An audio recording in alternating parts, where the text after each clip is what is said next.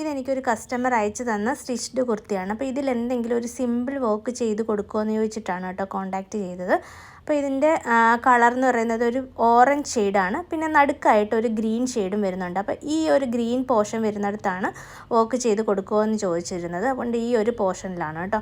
അപ്പം ഞാൻ വിചാരിച്ചു ആ സെയിം കളറിലുള്ള ത്രെഡ് യൂസ് ചെയ്യാമെന്ന്. അപ്പം ഒരു ഓറഞ്ച് ഷെയ്ഡിലുള്ള ത്രെഡ് എടുത്തിട്ടുണ്ട്. പിന്നെ ഗോൾഡൻ വരുന്നതുകൊണ്ട് ഒരു സീക്വൻസും എടുത്തിട്ടുണ്ട് കേട്ടോ. അപ്പോൾ ഇത് വെച്ചിട്ട് നമുക്ക് ചെറിയൊരു ഫ്ലവർ വർക്കാണ് ചെയ്ത് കൊടുക്കാൻ പോകുന്നത്. ആ ഫുൾ ഗ്രീൻ പോർഷനിൽ വർക്ക് ചെയ്ത് കൊടുക്കേണ്ടതാണ് കേട്ടോ.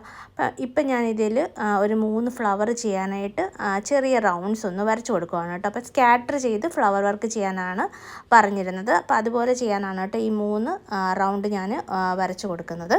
ഇവിടെ ഞാൻ വരയ്ക്കാനായിട്ട് എടുത്തിരിക്കുന്നത് പ്രോ സർക്കിളും ഹീറ്റ് ഇറൈസബിൾ പെന്നുമാണ്. അപ്പോൾ നമ്മൾ ഡിസൈൻസൊക്കെ ഇതുപോലത്തെ പെന്നൊക്കെ വെച്ച് വരച്ചിട്ട് വർക്ക് ചെയ്ത് കഴിയുമ്പോൾ ചിലപ്പം ആ പാടുകളൊക്കെ ക്ലോത്തിലുണ്ടാവും. അപ്പോൾ അങ്ങനെയുള്ള കേസിൽ നമ്മൾ ഇതുപോലത്തെ പെന്ന് വെച്ചിട്ട് വരയ്ക്കുമ്പോൾ പാടുണ്ടെങ്കിൽ തന്നെ ജസ്റ്റ് നമ്മളൊന്ന് അയൺ ചെയ്ത് കൊടുത്താൽ ആ പാടുകൾ ക്ലോത്തിൽ നിന്ന് വാനിഷായി പോകുന്നതാണ് കേട്ടോ. അപ്പോൾ അതിനാണ് ഇങ്ങനെയുള്ള പെന്നുകൾ നമ്മൾ യൂസ് ചെയ്യുന്നത്.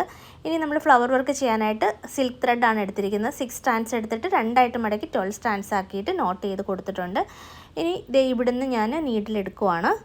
എന്നിട്ട് നമുക്കൊരു സീക്വൻസ് എടുക്കാം. സീക്വൻസ് എടുത്തിട്ട് സീക്വൻസ് നീഡിലേക്ക് ഇതുപോലെ ഒന്ന് കടത്തിയെടുക്കുവാണ്. കടത്തിയെടുത്തിട്ട് സർക്കിളിൻ്റെ ബോർഡറിലേക്ക് ഒന്ന് സ്റ്റിച്ച് ചെയ്ത് കൊടുക്കണം. അപ്പോൾ സ്ട്രെയിറ്റ് സ്റ്റിച്ച് അതിൻ്റെ അറ്റത്തായിട്ട് ഒരു സീക്വൻസ് വരുന്ന പോലെയാണ് നമ്മൾ ഫ്ലവർ ചെയ്ത് കൊടുക്കുന്നത് കേട്ടോ. അപ്പോൾ ഇങ്ങനെ കംപ്ലീറ്റ് ചെയ്താൽ ആ ഒരു ഫ്ലവർ ഫില്ല് ചെയ്യാൻ പറ്റും. അപ്പോൾ ഞാനിവിടെ എടുത്തിരിക്കുന്ന നീഡിൽ എന്ന് പറഞ്ഞാൽ ക്രെവൽ നീഡിൽ 5 ആണ്. അപ്പോൾ എല്ലാ നീഡിലും സീക്വൻസും ത്രെഡും ഒരുപോലെ കടന്നു പോകത്തില്ല കേട്ടോ. അപ്പോൾ ഇതിലാണെങ്കിൽ ആ പ്രശ്നമില്ല. ക്രെവൽ നീഡിൽ 5 ത്രെഡും അതുപോലെ സീക്വൻസും ഒന്നിച്ച് കടന്നു പോകുന്നതാണ്. അപ്പോൾ ഇങ്ങനെ ഈ ഫ്ലവർ ഒന്ന് ഫില്ല് ചെയ്തെടുക്കാം. പിന്നെ ചിലർ ചോദിക്കാറുണ്ട് സ്റ്റിച്ച്ഡ് കുർത്തിയിലാണോ അതോ പ്ലെയിൻ മെറ്റീരിയലാണോ വർക്ക് ചെയ്യേണ്ടതെന്ന്. ശരിക്കും പറഞ്ഞാൽ രണ്ടിലും നമുക്ക് വർക്ക് ചെയ്യാൻ പറ്റും. പിന്നെ കുറച്ചുകൂടെ കംഫർട്ടബിൾ എപ്പോഴും പ്ലെയിൻ മെറ്റീരിയൽ ചെയ്യുമായിരിക്കും. കാരണം ഒരു 18 ഇഞ്ചിൻ്റെ ഫ്രെയിമൊക്കെ നമ്മൾ ഫിക്സ് ചെയ്തിട്ടുണ്ടെങ്കിൽ ഫുൾ വർക്കും ചെയ്ത ശേഷം നമുക്ക് ആ ഫ്രെയിം ഒന്ന് റിമൂവ് ചെയ്താൽ മതി. പക്ഷേ ഇതുപോലെ സ്റ്റിച്ച്ഡ് കുർത്തിയിലാണെങ്കിൽ ചെറിയ ഫ്രെയിമേ നമുക്ക് ഫിക്സ് ചെയ്യാൻ പറ്റൂ.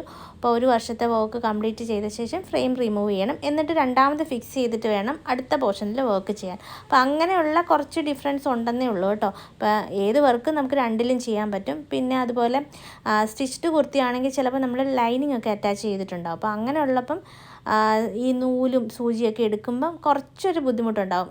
അതിനൊക്കെ ഒരു ചെറിയ താമസം ഉണ്ടാവുമെന്നേ ഉള്ളൂ. അപ്പോൾ എല്ലാ വർക്കും നമുക്ക് രണ്ടിലും ചെയ്യാവുന്നതാണ്.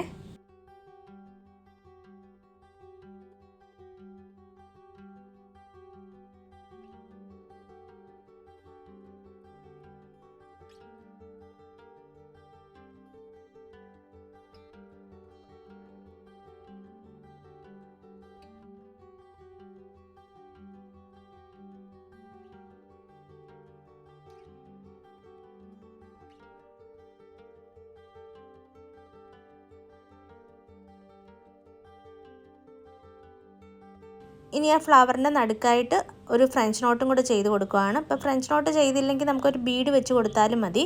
അപ്പോൾ ഞാനിവിടെ ഫ്രഞ്ച് നോട്ടാണ് ചെയ്യുന്നത്. ഇനി ആ ഫ്ലവർ ചെയ്തതിൻ്റെ നേരെ ഓപ്പോസിറ്റ് സൈഡിൽ ഒരു ഡോട്ട് പോലെ ഞാൻ ഇട്ട് കൊടുത്തിട്ടുണ്ട്. അപ്പോൾ ഇവിടെ നമ്മൾ സീക്വൻസ് ഫ്ലവറാണ് ചെയ്യാൻ പോകുന്നത്. ഒരു 5 പെറ്റൽ വരുന്ന പോലെ ഒരു സീക്വൻസ് ഫ്ലവറാണ് ചെയ്യുന്നത്. ഇവിടെ മാത്രമല്ല നമ്മൾ സ്കാറ്റർ ചെയ്തും ഇടയ്ക്കിടയ്ക്ക് സീക്വൻസ് ഫ്ലവർ ചെയ്ത് കൊടുക്കുന്നുണ്ട്.